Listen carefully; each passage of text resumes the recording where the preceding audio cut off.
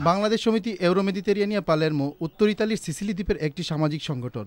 সিসিলির রাজধানী পালেরমো কেন্দ্রিক এ সংগঠনটি স্থানীয় প্রবাসী বাংলাদেশিদের সাংস্কৃতিক আন্দোলনে এক বিরাট ভূমিকা পালন করে থাকে। হৃদয়ে বাংলাদেশ নামক অনুষ্ঠানটি তেমনই একটি আন্দোলন, যার মাধ্যমে তারা 21শে ফেব্রুয়ারি স্বাধীনতা দিবস ও বিজয়ের ইতিহাস তুলে ধরার চেষ্টা করেছেন। ব্যতিক্রমধর্মী তাদের এই আয়োজনে ফুটে ওঠে খেটে খাওয়া সেই সব কৃষক, জেলে আর গ্রাম্য মানুষদের জীবন কথা। সেই সাথে পালিত হলো চিরাচরিত আবহমান বাংলার সবচেয়ে বড় উৎসব বৈশাখী মেলা। আজকের মেন উদ্দেশ্য হচ্ছে মহান মুক্তিযুদ্ধের চেতনায় উদ্বুদ্ধ হয়ে হৃদয়ে বাংলাদেশ।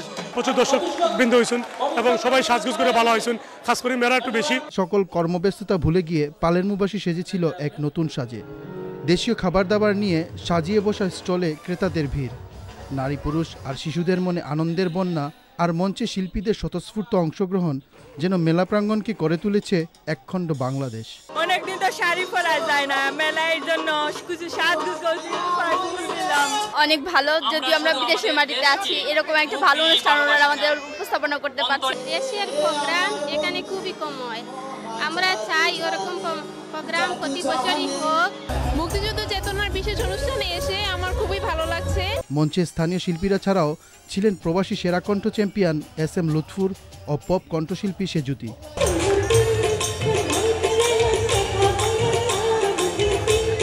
মেলায় স্থানীয় ইতালিয়ানদের উপস্থিতি ছিল লক্ষণীয়।